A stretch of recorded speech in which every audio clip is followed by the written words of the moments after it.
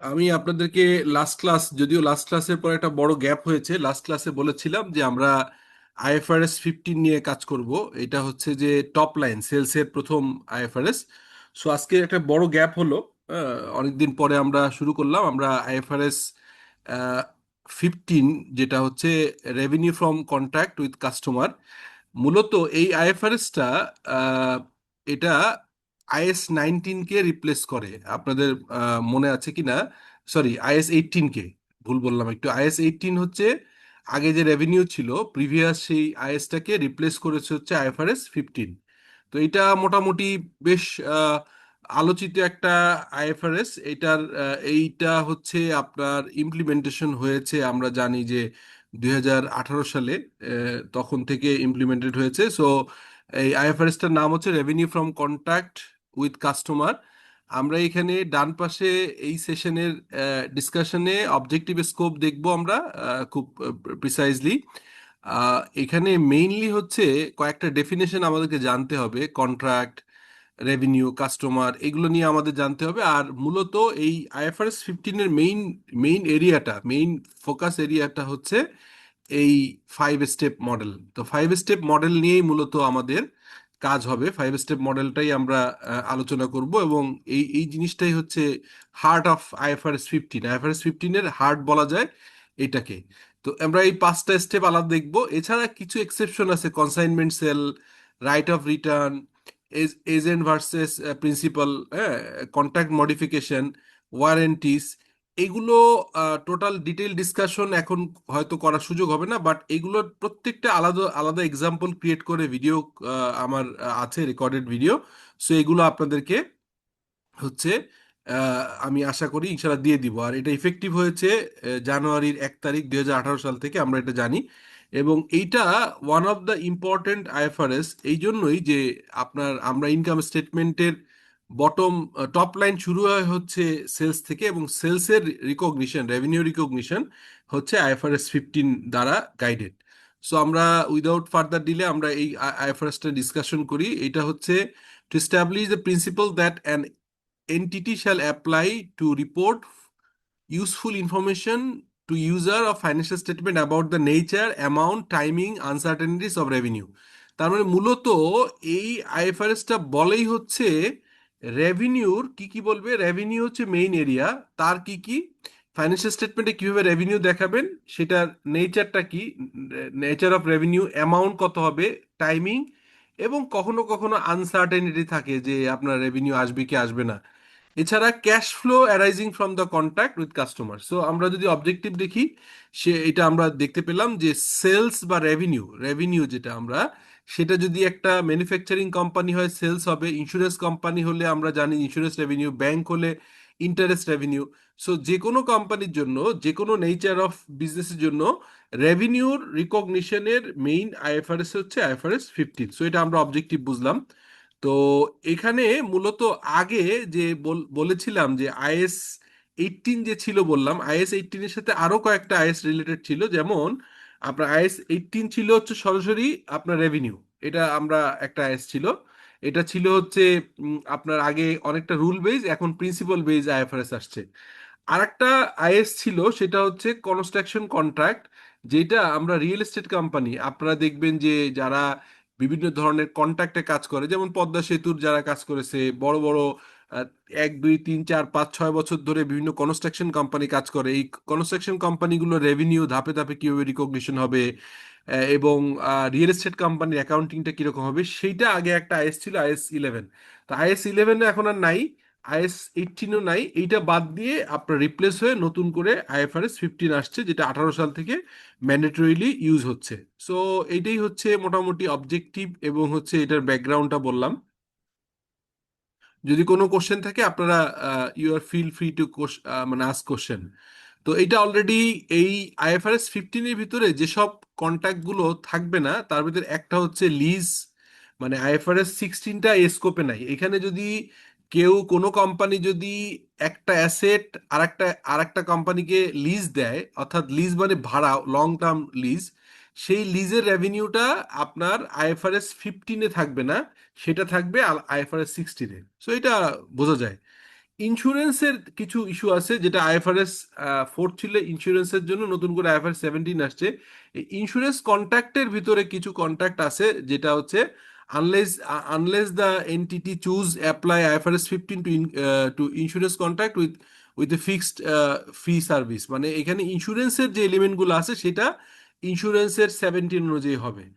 আর আমরা যে stock market বা বিভিন্ন জায়গায় ফাইন্যান্সিয়াল ইনস্ট্রুমেন্টে ইনভেস্ট করি, এইখান থেকে যদি আয় আসে সেটা হবে আইএফআরএস 9 অনুযায়ী। আর নন মনিটারি এক্সচেঞ্জ, যেমন ধরেন অনেক সময় হয় যে exchange between entities the same line of business, মানে কেউ হয়তো একটা ল্যান্ড দিয়ে আপনার আরেকটা আপনার হচ্ছে বিল্ডিং এর এক্সচেঞ্জ করলো, বা two oil company exchanging crude oil to fulfil their demand of location. অর্থাৎ হয়তো একটা কোম্পানি যে হচ্ছে তেল শোধনাগার আছে, এটা হচ্ছে আছে চট্টগ্রামে, আর আরেকটা কোম্পানির আছে ধরেন বগুড়াতে।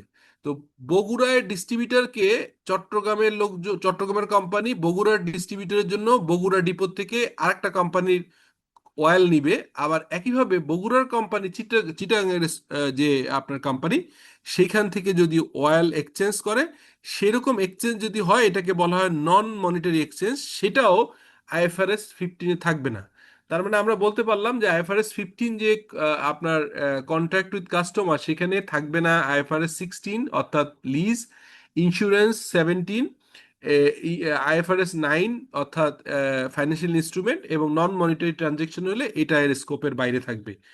এইগুলো বাদে অন্য সমস্ত আপনার কন্ট্রাক্ট, সেলস, রেভিনিউ সবগুলো হচ্ছে আইএফআরএস 15-এর সাথে যাবে।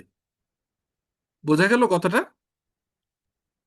জি স্যার, বুঝতে পারছি স্যার। এটা মানে হলো যে যেটার জন্য স্পেসিফিক আইএফআরএস আছে, যেমন লিজ কন্ট্রাক্টের জন্য আইএফআরএস 16, জি, ইন্স্যুরেন্স কন্ট্রাক্টের জন্য আইএফআরএস 17, জি, স্পেসিফিক যে আইএফআরএস গুলো আছে সেইগুলোর জন্য এই আইএফআরএস 15টা প্রযোজ্য হবে না। রাইট, রাইট, এই কটা, এবং কোনগুলো হবে না সেটাও মেনশন করা, রাইট, এক্স্যাক্টলি, থ্যাংক ইউ। জি।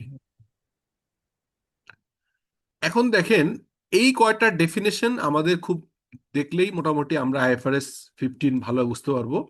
একটা হচ্ছে কন্ট্রাক্ট। এখন এই কন্ট্রাক্ট মানেই হচ্ছে an agreement between two or more parties that creates enforceable right and obligation। অর্থাৎ এই যে বিসলিউশনস এর এবং সিওএল এর আইএফআরএস বা সিএফও কোর্সের আপনারা যে ভর্তি হয়েছেন, তো এখানে এই অথরিটির একটা অব্লিগেশন আছে যে মিনিমাম 10টা ক্লাস, এই যে কোর্সটা আমরা এখন ক্লাস নিচ্ছি, এটা 10টা মিনিমাম ক্লাস হবে।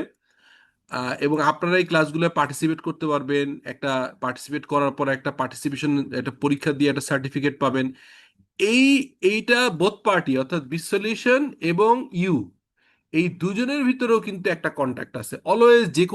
যে কোনো মানে মনিটারি এক্সচেঞ্জের ভিতরে সেলস এবং সার্ভিস, সেলস অথবা সার্ভিস যদি এক্সচেঞ্জ হয়, তাহলে এর ভিতরে কন্ট্রাক্ট থাকে। An agreement between two or more parties that create enforceable right and obligation can be written. আপনার লিখিত হইতে পারে, অনেক সময় লিখিত থাকে না, যেমন ব্রিটেনের সংবিধানই লিখিত না।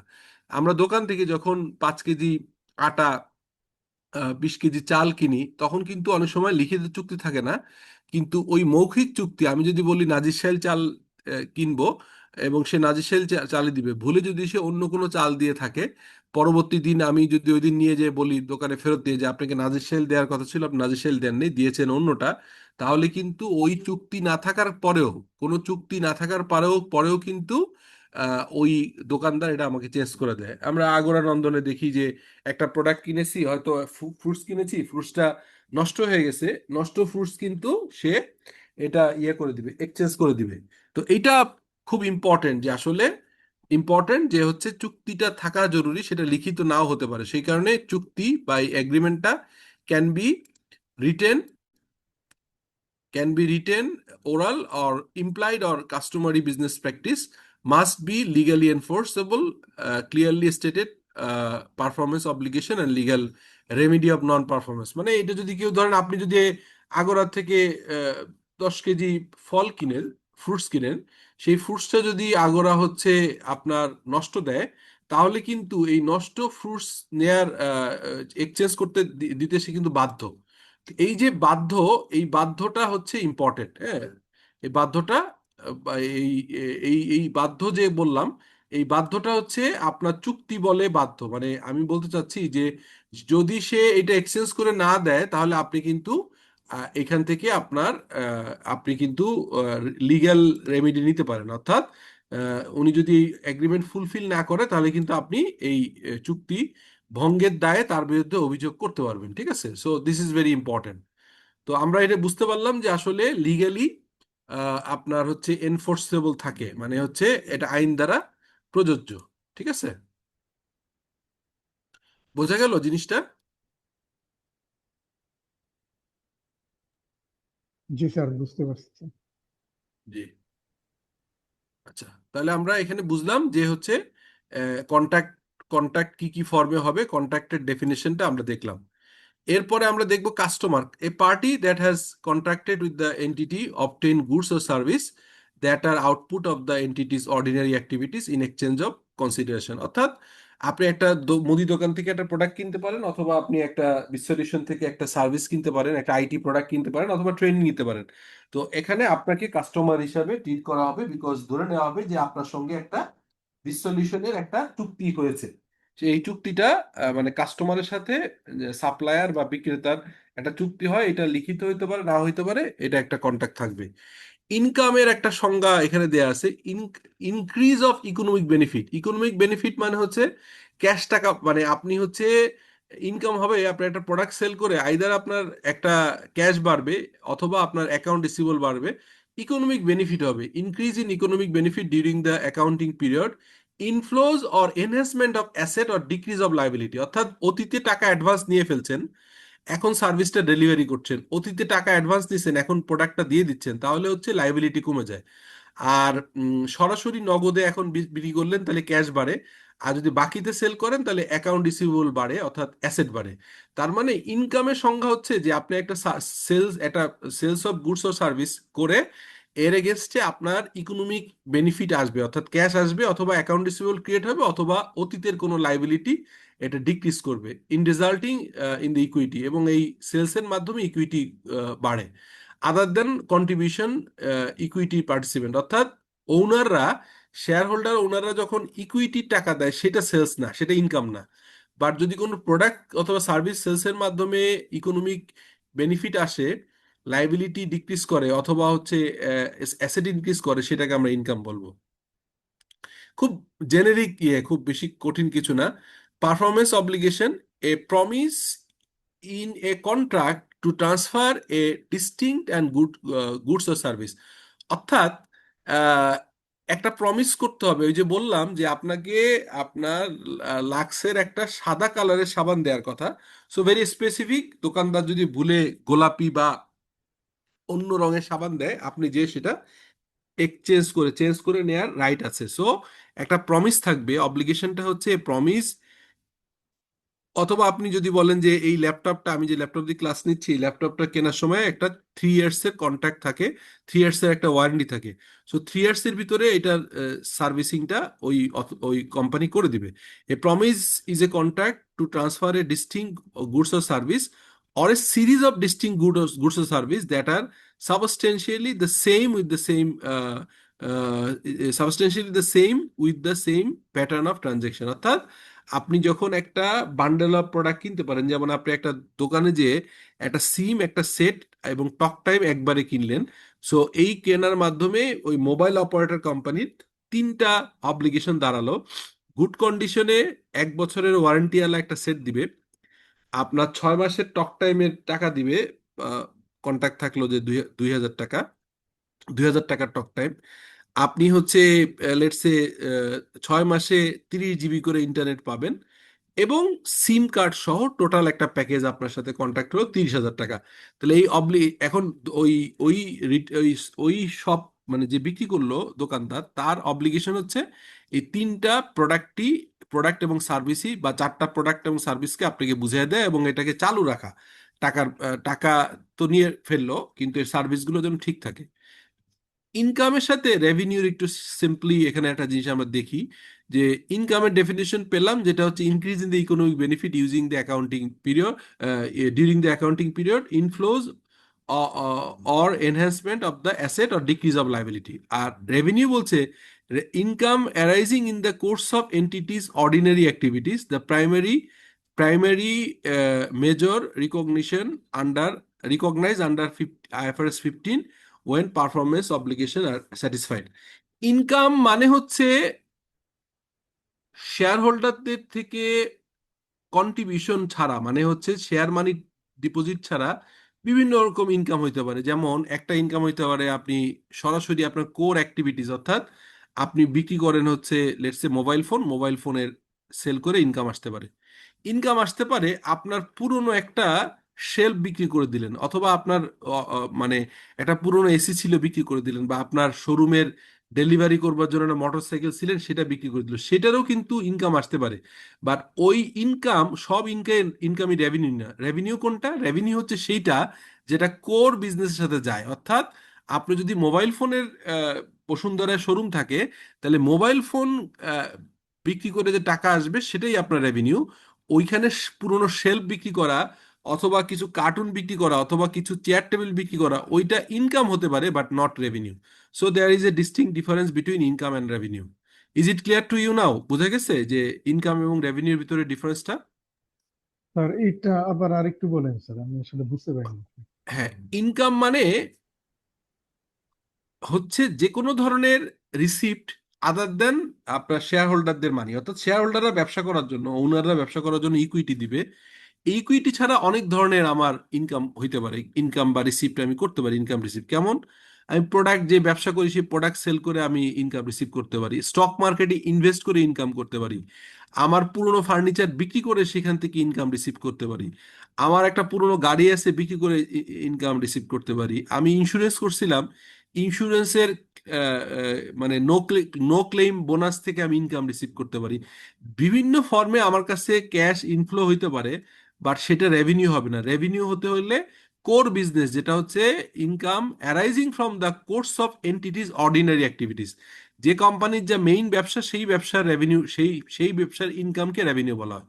অর্থাৎ আমি যদি বিসলিউশন যদি বলে যে আইটি কোম্পানি এবং ট্রেনিং কোম্পানি, বিসলিউশনের রেভিনিউ হবে আইটি প্রোডাক্ট সেল করা অথবা সার্ভিস সেল করে। কিন্তু বিসলিউশন যদি স্টক মার্কেটে ইনভেস্ট করে, সেইখান থেকে যদি কোনো টাকা রিসিভ করে, ওই ইনকাম আসবে, সেটা আদার ইনকাম হিসেবে gain on sell of share হবে, এটা রেভিনিউ আকার আসবে না। এবার আশা করি বোঝা গেছে। জি স্যার, বুঝতে পারছি। ওকে। আচ্ছা, ট্রানজেকশন প্রাইস হচ্ছে the amount of consideration an entity expect to be entitled to in exchange of the transferring promised goods or service, excluding amount collected on behalf of the third party, যেমন tax. অর্থাৎ দেখেন, let's say আমি superstar গ্রুপে দীর্ঘদিন ছিলাম, superstar গ্রুপের একটা fan sell করলাম। লেটস সে আমি একটা ফ্যান সেল করে আপনার হচ্ছে 3,000 টাকা পেলাম আমরা। এই 3,000 টাকার ভিতরে ভ্যাট কালেক্ট করা আছে।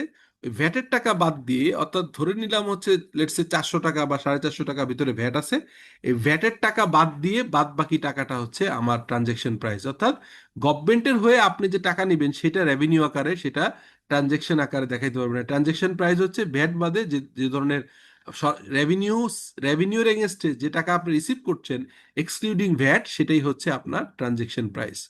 সো এটা খুব সিম্পল, মানে এই কয়টা ডেফিনেশন একটু জানা দরকার হয়। এটা খুব আহামরি কঠিন কিছু না। আমার এই আপনার ক্লাসের কালকে আপনারা যখন এটার ইয়েটা পাবেন, এই ডকুমেন্টটা পাবেন, আপনারা এক নজর চোখ বুলিয়ে নিলে হবে, বুঝতে পারবেন।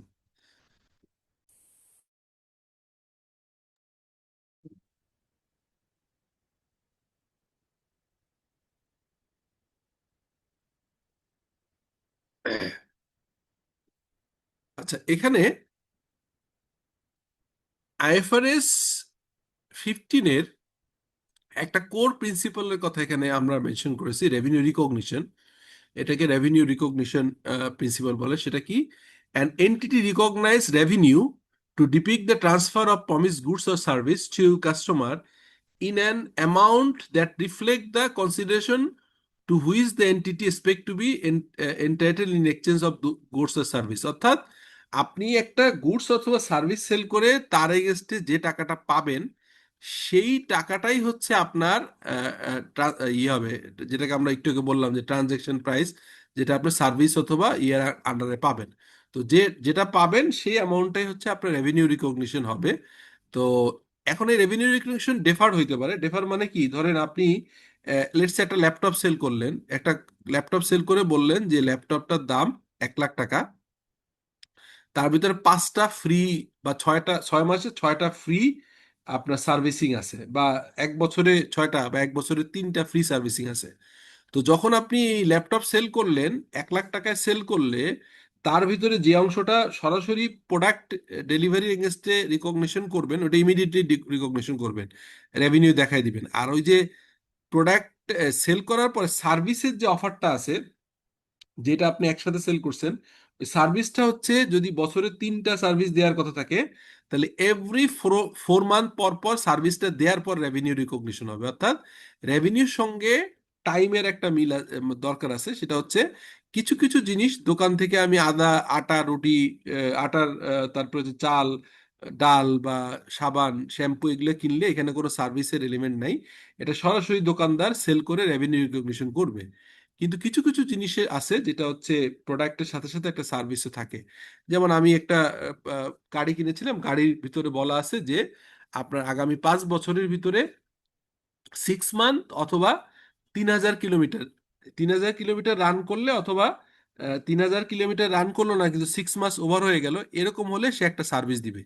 এই 5 বছর যে সার্ভিসটা দিবে সেটা আমি ফ্রি অফ কস্ট পাবো। এখন ওই গাড়ির শোরুম যখন গাড়িটা বিক্রি করেছে, তখন গাড়ির জন্য লেটস সে 85% বা 90% টাকাটা রেভিনিউ রিকগনিশন করছে। আর এই যে সার্ভিসগুলো ওভার দ্য পিরিয়ড দিতে হবে, সেখানে তার একটা কস্ট অ্যাসোসিয়েট আছে, এই রেভিনিউটা সে ডিফার্ড করে দিবে। অর্থাৎ এক একটা সার্ভিস দিবে, এক এক অংশ নিবে, এভাবে করে ভাগ করে করতে হয়।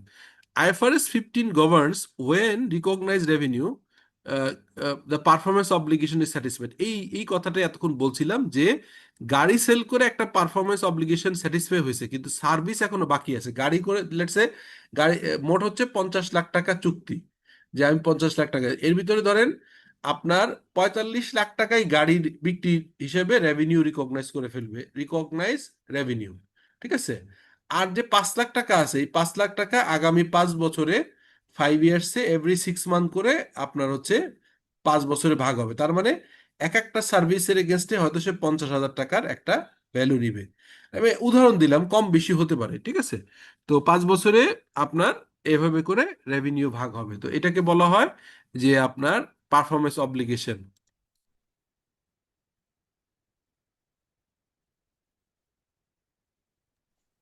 মানে স্যার রেভিনিউটা একবারে না দেখিয়ে ওই ওই যে পোর্শনটা সার্ভিসের আসবে বা সার্ভিস হওয়ার পরে যেটা ডেফার্ড রেভিনিউ করে রাখবে, সেটাকে আবার ওই টাইম ওভার হলে আস্তে আস্তে অ্যাডজাস্ট করে ডেফার্ড থেকে আবার ইনকামে নিয়ে আসবে, এটাই তো বোঝাতে জি, চাচ্ছেন স্যার, রাইট? জি, জি, জি, জি, জি, এক্স্যাক্টলি তাই, রাইট।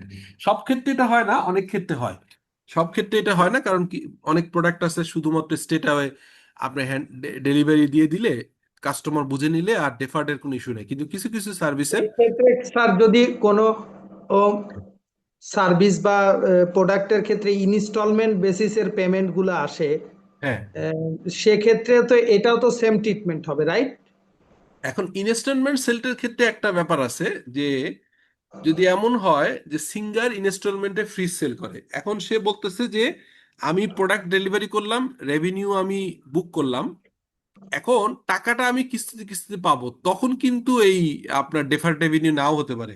তখন যেটা হবে, তখন যেটা করবে এরকম, এটা হচ্ছে নেচার অফ অপারেশনের ব্যাপার। তখন কি করবে, লেটস সে সিঙ্গারের ফ্রিজের দাম 2 লাখ টাকা, তো ধরেন আপনি 20,000 টাকা ক্যাশ দিতে হলো, আপনি ক্যাশ রিসিভ করলেন 20,000 টাকা। হ্যাঁ, আচ্ছা, তারপরে 1,80,000 টাকা অ্যাকাউন্ট রিসিভেবল হয়ে গেল, 1,80,000 টাকা অ্যাকাউন্ট রিসিভেবল হয়ে গেল, আর সেলস রিকগনাইজ করলেন 2 লাখ টাকা। কেন? বিকজ এইখানে আমার এই সিঙ্গারের কোনো রকম কোনো ফ্রি কিছু নাই, ধরেন কোনো কিছু নাই, কিন্তু টাকাটার ব্যবসার ধরনটাই এমন যে নগদে বিক্রি করলে হয়তো 1,75,000 টাকা এটা সেল করে, কিন্তু যেহেতু ইনস্টলমেন্ট সেল করে, শুরুতেই তারা একটু বেশি দামে 2 লাখ টাকা সেল করে।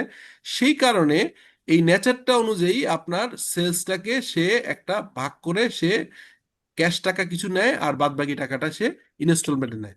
যদি আপনার সার্ভিসের কিছু বাকি না থাকে, মানে ফুল জিনিস দিয়ে দিয়েছি, বাট টাকাটা ভাগে ভাগে নিচ্ছি বিক্রি করবার সহায়তা করবার জন্য, মানে আমার যদি বিক্রি বেশি হয়, আমি ইনস্টলমেন্ট সেল করলে বেশি হয়, সেরকম ক্ষেত্রে কিন্তু আপনার ডেফার্ড রেভিনিউ হবে না, তখন রেভিনিউ ফুল রিকগনাইজ হবে আর অ্যাকাউন্ট রিসিভেবল ক্রিয়েট হবে। আর একটু আগে যেটা বলছিলাম সেটা হয় এরকম, লেটসে আপনি ক্যাশ পেলেন হচ্ছে লেটসে 20,000 টাকা, আপনার একটা সেলস করলেন হচ্ছে লেটসে 15,000 টাকা, আর বাদ বাকি 5,000 টাকা আমি সেলস রেভিনিউ করলেন 15,000 টাকা, আর আনআর্নড রেভিনিউ আকারে 5,000 টাকা রাখলেন। এইটা হচ্ছে আনআর্নড রেভিনিউর অ্যাকাউন্টিং এন্ট্রি। আর যদি এমন হয় যে কোনো সার্ভিস দেওয়ার বা কিছুর বাকি নাই, শুধু টাকাটা পরে পাবো আমার কন্ট্রাক্টের কারণে, সেই ক্ষেত্রে কিন্তু আনআর্নড রেভিনিউ না, সেক্ষেত্রে অ্যাকাউন্ট রিসিভেবল। বোঝা গেল জিনিসটা? আর বুঝতে কত পারছি। পাঞ্জাবি কি শুরু করছো তোমরা? ওই দিনেও না আগে পাঞ্জাবি গান? জি।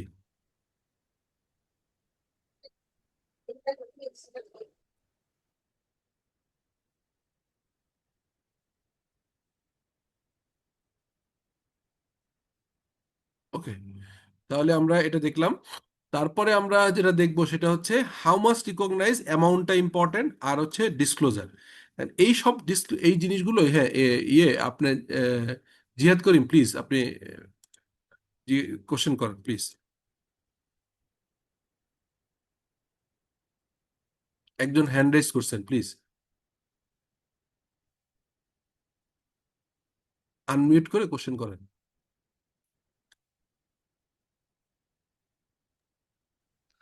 জি, আসসালামু আলাইকুম স্যার। অসম, জি। তো স্যার, আমি একটা রিয়েল এস্টেটে জব করি। এ, সেই ক্ষেত্রে আমি রিয়েল এস্টেটের ক্ষেত্রে আমি হুম, এটা কিভাবে অপারেশনটা করব? জি। ওকে, রিয়েল এস্টেটের ক্ষেত্রে যেটা হয়, রিয়েল এস্টেট তো আসলে ওটা আমার একদম সুন্দর একটা আলাদা একটা এক্সাম্পল ক্রিয়েট করা আছে, আমি আপনাকে দিয়ে দিব ক্লাস শেষেই। এখন একটু সিম্পলি অ্যান্সার করি, এটা ক্লাসের শেষে পাবেন। সেটা হচ্ছে রিয়েল এস্টেটে একটা মজার ঘটনা ঘটে। ধরেন আমি একটা ল্যান্ড কারোর সাথে চুক্তি করলাম যে এটা আপনার ল্যান্ডলর্ড, এই ল্যান্ডলর্ডের সাথে চুক্তি করলাম যে আমি এটা আপনার এটা ডেভেলপ করে দিব।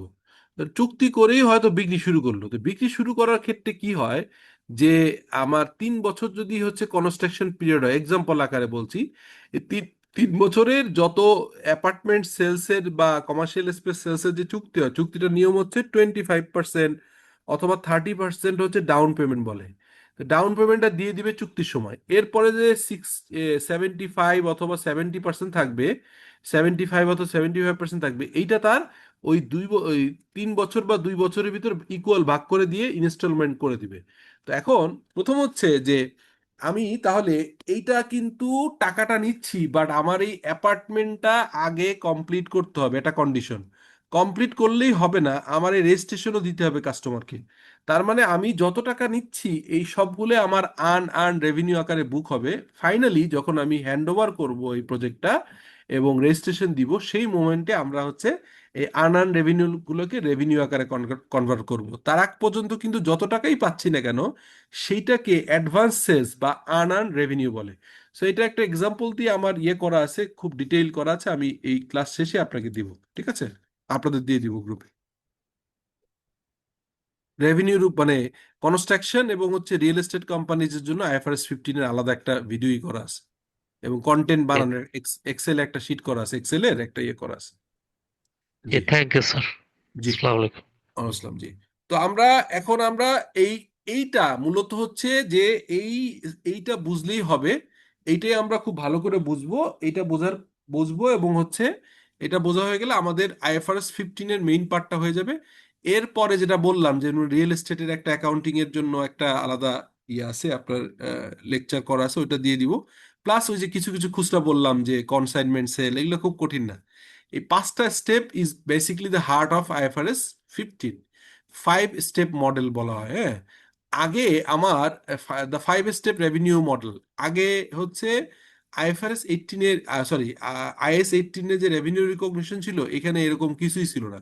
ওখানে একটা কথা বলা ছিল যে রিস্ক অ্যান্ড রিওয়ার্ড ট্রান্সফার হলে আপনার রেভিনিউ রিকগনিশন হয়, এরকম স্পেসিফিক ছিল না। এখন বলা হচ্ছে the 5 step revenue recognition model, a single, একটাই model, principle base framework for all contact with customer. মানে যে কোনো কাস্টমার, সেটা সেলস, সার্ভিস হইতে পারে, ওয়ার্ক অর্ডার হইতে পারে, সার্ভিস, ওয়ার্ক অর্ডার, গুডস, বিভিন্ন ধরনের যত কিছুই হোক যেটার মাধ্যমে বায়ার এবং সেলার এবং কাস্টমারের বা বায়ার এবং সেলারের ভিতরে একটা লিখিত অথবা অলিখিত চুক্তি তৈরি হয়। এই চুক্তির ভিত্তিতে যত রকম কন্ট্রাক্ট আছে সেগুলোকে 5টা স্টেজে আমাদের রেভিনিউ রিকগনিশন করবার যে মডেল, সেটা হচ্ছে এই মডেল। প্রথম মডেলের নাম্বার 1, 1 নম্বর হচ্ছে identify the contract with customer. তো এখানে আপনার ওয়ার্ক অর্ডার একটা কন্ট্রাক্ট, আপনার তারপরে হচ্ছে পারচেজ অর্ডার একটা কন্ট্রাক্ট, ইভেন দোকানে যে মৌখিকভাবে বললেন যে আমাকে 5 কেজি চাল দেন নাজির সাহেব, এটা একটা কন্ট্রাক্ট। সো কন্ট্রাক্ট লিখিত হইতে পারে, ওরাল হইতে পারে, বাট কন্ট্রাক্ট থাকতেই হবে। রেভিনিউ রিকগনিশনের প্রথম ইয়ে হচ্ছে একটা কন্ট্রাক্ট থাকবে। সেকেন্ড হচ্ছে আইডেন্টিফাই পারফরমেন্স অব্লিগেশন। ক্রেতা এবং বিক্রেতার অব্লিগেশন আছে। ক্রেতার অব্লিগেশন হচ্ছে যে 5 কেজি চাল যদি 150 টাকা করে 750 টাকা হয়, তাহলে ক্রেতা 750 টাকা দিবে। ফেক নোট দিবে না, একটা ভালো মানে মানে ছেঁড়া নোট দিবে না, ফাটা নোট দিবে না, সে একটা 750 টাকা ক্যাশে পে করবে অথবা ক্রেডিট কার্ডে পে করবে। আর বিক্রেতার কন্ডিশন হচ্ছে সে হচ্ছে পচা কোনো চাল দিবে না, ফ্রেশ নাজির শাইল যেটা চেয়েছে সেরকম 5 কেজি চাল দিবে। এই 5 কেজি চাল যে দিবে এই অব্লিগেশনটা হচ্ছে বিক্রেতার দোকানদারের। আর ক্রেতার অব্লিগেশন হচ্ছে নকল নোট, জাল নোট অথবা ছেঁড়া ফাটা টাকা দিবে না, সে মানে একটা গুড কন্ডিশনে এক্সচেঞ্জ অফ মানি করবে। তো দুজনের দুইটা পারফরমেন্স অব্লিগেশন। এই পারফরমেন্স অব্লিগেশনটা ক্রেতার এন্ড থেকে সহজ, বিক্রেতার অনেক সময় কঠিন হইতে পারে। যেমন একটু আগে বললাম যে একটা ল্যাপটপ সেল করলো আপনার উইথ 3 ইয়ার্স কন্ট্রাক্ট। তার মানে 3 ইয়ার্স এর ভিতরে যদি ল্যাপটপের ব্যাটারি চলে যায়, ল্যাপটপের মাদারবোর্ড নষ্ট হয়, ল্যাপটপের গ্রাফিক্স কার্ড নষ্ট হয়, র্যাম নষ্ট হয়, এইগুলো রিপ্লেসমেন্ট করে দিতে হবে। তার মানে বিক্রেতার পারফরমেন্সটা may be not straight forward, may be a little bit complicated. যেমন গ্রামীণফোন জিপি থেকে যদি আপনি একটা শোরুম থেকে যদি একটা সেট কিনেন, ফোন সেট, সঙ্গে আপনি টক টাইম পাবেন, সঙ্গে আপনি একটা সেট পাবেন, টক টাইম পাবেন, সিম কার্ড তো পাবেনই, একটা ইন্টারনেট প্যাকেজ পাবেন মান্থলি আগামী 6 মান্থ, যে আপনার ইন্টারনেট প্যাকেজ। সো এই যে কমপ্লিকেটেড চারটা প্রোডাক্ট এবং সার্ভিস আপনাকে দিল, এই চারটার আলাদা আলাদা অব্লিগেশন আছে। সেটের যেমন হয়তো 1 বছর ওয়ারেন্টি আছে, সিম কার্ডের কোনো ওয়ারেন্টি নেই, বাট সিম কার্ডটা তো রেজিস্ট্রেশনটা ওরা করে দিল আপনার নামে, আপনার নামে রেজিস্ট্রেশন করে দিবে। থার্ড হচ্ছে টক টাইমটা প্রতি মাসে মাসে হয়তো বলে দিল যে 1 মাসে সর্বোচ্চ হচ্ছে আপনার 1 মাসে হয়তো সর্বোচ্চ 100 ঘন্টা, 100 মিনিট অথবা 5,000 টাকার টক টাইম বা 3,000 টাকার টক টাইম বা 1,500 টাকার টক টাইম, এরকম একটা অ্যামাউন্ট মাসে মাসে থাকবে আগামী 6 মান্থ। ইন্টারনেটও থাকবে 30 জিবি, 30 জিবি আগামী 6 মাস ধরে ইউজ করবে। তো এরকম প্রত্যেকটা অব্লিগেশন যখন আলাদা আলাদা ফুলফিল হবে তখন আমি রেভিনিউ রিকগনিশন করব, একবারে আমি করতে পারবো না। বোঝা গেছে জিনিসটা?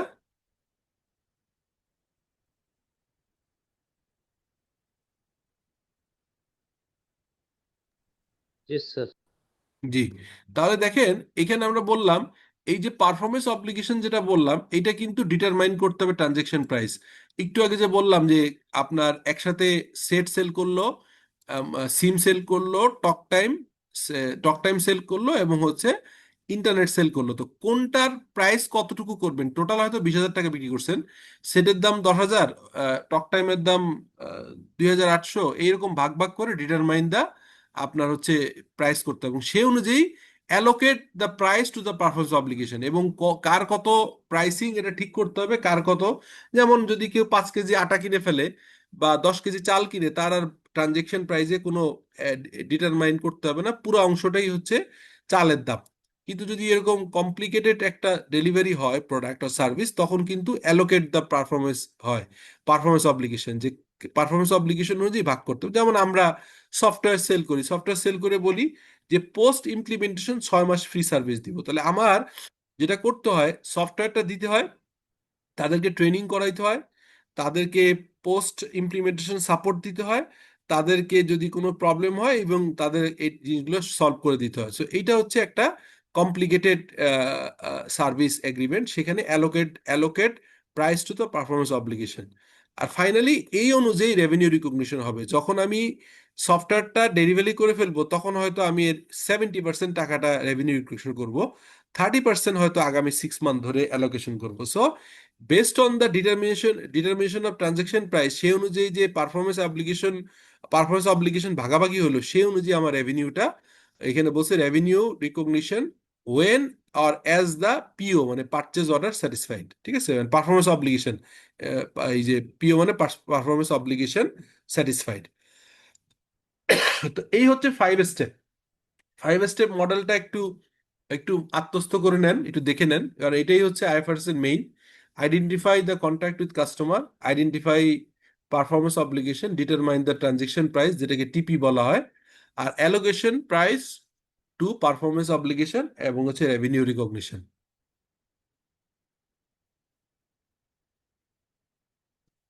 বোঝা গেছে?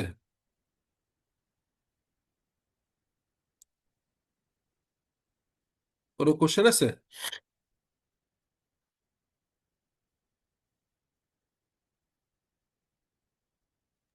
না স্যার। ওকে, আমরা তাহলে একটু দেখি যে একটা এক্সাম্পল দেখি যে আইএফআরএস ইয়ের 15-এর একটা এক্সাম্পল দেখার চেষ্টা করি আমরা।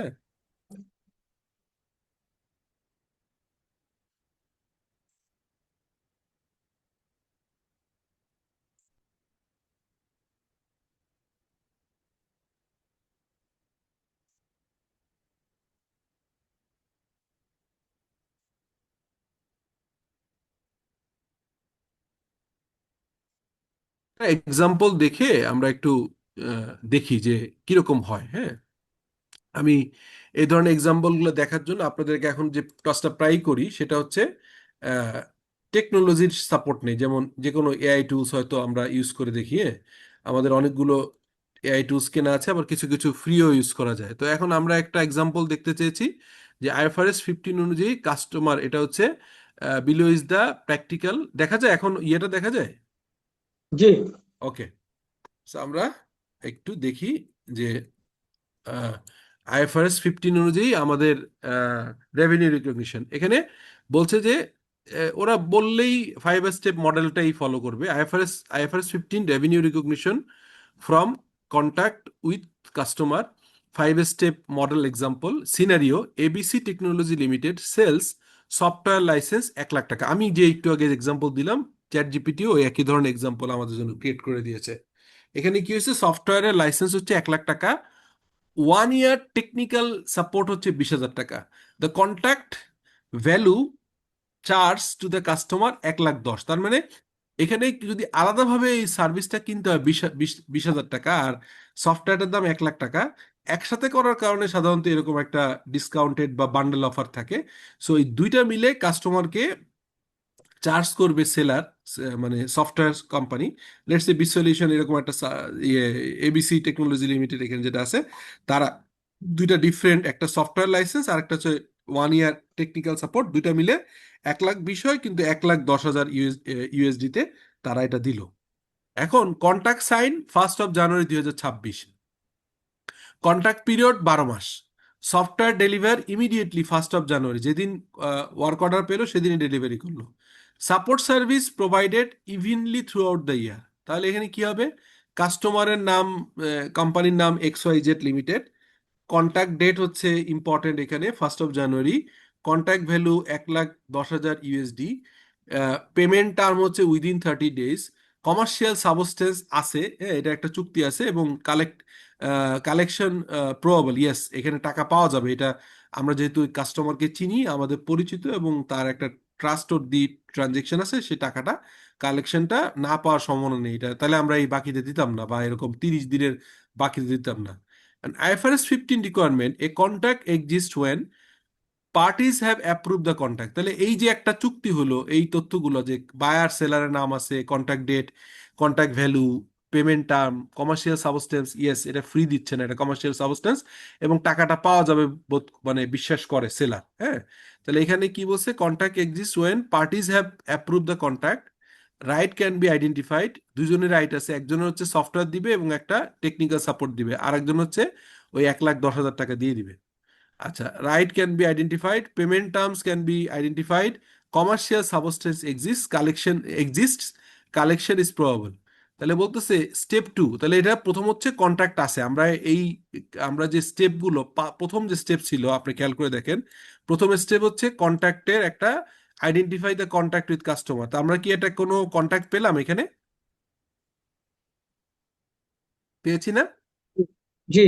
আচ্ছা, এই কন্ট্রাক্টটা পেয়েছি। সেকেন্ড, তাহলে আইডেন্টিফাই কন্ট্রাক্ট পেলাম। সেকেন্ড হচ্ছে identify the performance obligation. ABC provides two distinct goods or service. Performance obligation ডিস্টিং, yes, দুইটা আলাদা করা যায়। কিরকম? সফটওয়্যার আছে, একটা টেকনিক্যাল সাপোর্ট আছে। Therefore number of performance obligation দুইটা। তাহলে আমরা এখানে দেখলাম যে performance, identify the performance obligation number 2। তাহলে নাম্বার 2 তে আমরা দেখতে পেলাম যে দুইটা পারফরমেন্স অব্লিগেশন আছে। Number 3, determine the transaction price. এখন দেখেন এই যে নাম্বার 3, এই যে ডিটারমাইন দ্য ট্রানজেকশন প্রাইস, 3 নম্বর যেটা বলছিলাম। 3 নম্বরে দেখেন আপনি 1,10,000 টাকা হচ্ছে ট্রানজেকশন প্রাইস। হ্যাঁ, আমরা এটা বের করতে পারলাম যে টোটাল টাকা দিবে। এখন এই টাকাটার ভাগাভাগি কিভাবে হবে? Allocation transaction price, stand alone selling price. Stand alone মানে আলাদা আলাদা, স্ট্যান্ড অ্যালোন মানে আলাদা আলাদা। সফটওয়্যারের আলাদা দাম 1,00,000, টেকনিক্যাল সাপোর্টের আলাদা দাম 20,000। টোটাল হচ্ছে stand alone selling price, total SSP হচ্ছে 1,20,000। অ্যালোকেশন কিরকম হবে? 1,00,000 টাকা, মানে 1,20,000-এর ভিতরে 1,00,000 টাকা সফটওয়্যারের দাম, তাহলে 1,10,000-এর ভিতরে কত হবে? 1,10,000-এর ভিতরে হবে 91,000। 91,666 টাকা অ্যালোকেট করব অ্যাকর্ডিং টু দ্য ফর্মুলা। মানে বিষয়টা এরকম সহজ, আমরা জানি এরকম করি। আমরা যখন দুইটা জিনিস হিসাব করি তখন এভাবে হিসাব করি যে আমার 1,20,000, সরি, 1,20,000 টাকার ভিতরে সফটওয়্যারের দাম 1,00,000 টাকা। অতএব 1 টাকা ভ্যালু হলে কত হবে? আমরা যেভাবে ছোটবেলা দেখে আসছি, 1,00,000 ডিভাইডেড বাই 1.2 লাখ। আর এখানে বললাম যে যদি আপনার 1,10,000 যদি টোটাল ভ্যালু হয় তাহলে কত হবে? তাহলে আমি গুণ করব হচ্ছে 1,00,000 ইন্টু 1,10,000 ডিভাইডেড বাই 1,20,000। এটা করলে যেটা আসে সেটা হচ্ছে, এই ক্যালকুলেশন করলে অ্যামাউন্ট আসবে এই যে 91,000, 91,666। আর একইভাবে একই ফর্মুলা ইউজ করে যদি 1,20,000 টোটাল ভ্যালুর ভিতর সার্ভিস ভ্যালু 20, একে কত আর 1,10,000 কত, সেটার ফর্মুলা করলে 18,333 টাকা আসে। যে এই টেকনিক্যাল যে সাপোর্টটা আমরা দিলাম, এই টেকনিক্যাল সাপোর্ট। বোঝা গেল জিনিসটা? জি।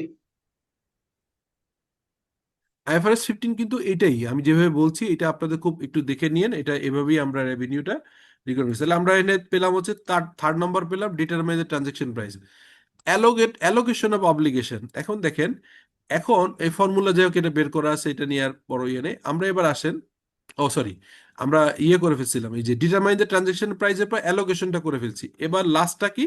লাস্টটা হচ্ছে রিকগনাইজ রেভিনিউ।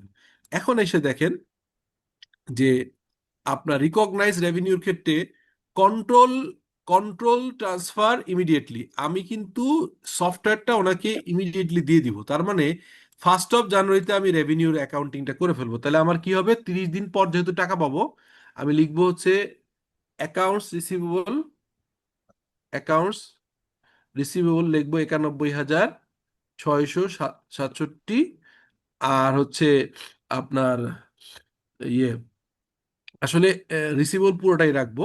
রিসিভেবল রাখবো হচ্ছে, অ্যাকাউন্ট রিসিভেবল রাখবো হচ্ছে 1,00,000 টাকা, 1,10,000, সরি 1,10,000। আর এই সার্ভিস রেভিনিউ করবো হচ্ছে 91,000 টাকা ক্রেডিট করবো, 91,666। আর ডেফার্ড সার্ভিস রেভিনিউ করবো হচ্ছে 18,333। এই হচ্ছে অ্যাকাউন্টিং এন্ট্রি। 1 মাস পরে যখন টাকাটা পেয়ে যাব তখন আবার যেটা হবে, ক্যাশ ডেবিট 1,10,000, আর ইয়ে হবে 1,10,000, আর হচ্ছে অ্যাকাউন্ট রিসিভেবল ক্রেডিট হবে 1,10,000। 1,10,000-এর অ্যাকাউন্টিং এন্ট্রিটা আমরা শেষ করে ফেললাম এআর দিয়ে। কিন্তু সার্ভিস, এই আপনার সার্ভিস রেভিনিউ অর্থাৎ প্রোডাক্ট সফটওয়্যারটা দিয়ে দিয়ে ইমিডিয়েট পেলাম, কিন্তু ডেফার্ড সার্ভিস পেলাম কোনটা? এইটা ভাগ হবে কোনো 1 বছর যদি হয়, তাহলে এই 18,333 টাকাকে আমি হচ্ছে 12 মাস দিয়ে ভাগ করে এক এক মাসে যে পাবো, ধরেন 1500, লেটস সে 1510 টাকা, এই 1510 টাকা করে প্রতি মাসে, জানুয়ারি মাসে একটা, ফেব্রুয়ারি মাসে একটা, মার্চ, এরকম করতে করতে 12 মাসে 12টা ভাগে রেভিনিউ রিকগনিশন করবো। আর এই সফটওয়্যারেরটা 91,666 একবারে রিকগনাইজ করবো। বোঝা গেছে এটা?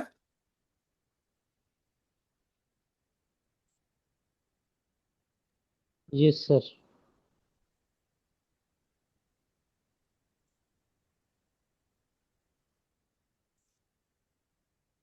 এই যে দেখেন, সেটাই আমি যেটা বললাম এটাই করছে। ওটা তো একবারে করে ফেলবে, এটা রেভিনিউটা হবে, আর এইটা হবে ভাগে ভাগে 1 বছর, জানুয়ারি ফেব্রুয়ারি প্রতি মাসে একটা একটা করে টোটাল। সো জার্নাল এন্ট্রি এরকম আমি দেখাই দিচ্ছি অলরেডি। এই জার্নাল এন্ট্রি আপনার দেখালাম যে হচ্ছে অ্যাকাউন্ট রিসিভেবল 1,10,000, কন্ট্রাক্ট রেভিনিউ আর আনআর্ন রেভিনিউ যেটা কন্ট্রাক্ট লায়াবিলিটি সেটা হচ্ছে 18,423। আর পরবর্তীকালে এক একটা সার্ভিস যাবে তখন হচ্ছে সার্ভিস রেভিনিউ আর কন্ট্রাক্ট লায়াবিলিটি, এটা আমরা আনআর্ন রেভিনিউ লিখলেও কোনো সমস্যা নেই, ঠিক আছে? সো যদি IFRS 15 বলি, সামারি, সামারি হচ্ছে আইডেন্টিফাই কন্ট্যাক্ট, এটা হচ্ছে কন্ট্যাক্ট উইথ XYZ, আইডেন্টিফাই হচ্ছে performance obligation, software plus support, determine price 1,10,000, allocation হচ্ছে 91 এবং 18, এবং রিকগনাইজ হচ্ছে সফটওয়্যার। তো এক্সাম্পলটা দেওয়ার পরে পুরোটা বোঝা গেছে না IFRS 15?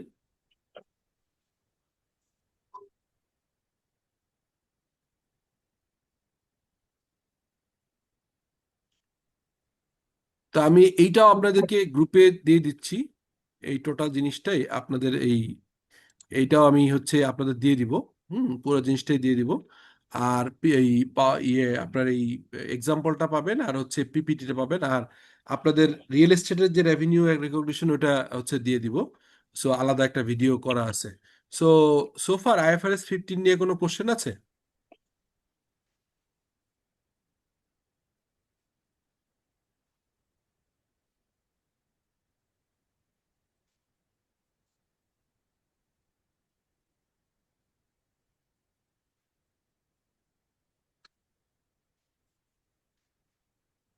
তাহলে নেক্সট ক্লাস আবারও ইনশাল্লাহ বুধবার হবে, আর আমি ওই যে ভিডিওগুলো আপনাদের দেওয়ার কথা বললাম ভিডিওগুলো দিচ্ছি, আর কালকে আপনারা এই ইয়েগুলো পেয়ে যাবেন, ক্লাস ম্যাটেরিয়ালগুলো, ঠিক আছে? সো ইনশাল্লাহ নেক্সট ক্লাসে দেখা হবে। আসসালামু আলাইকুম। ইনশাল্লাহ। আসসালামু আলাইকুম স্যার।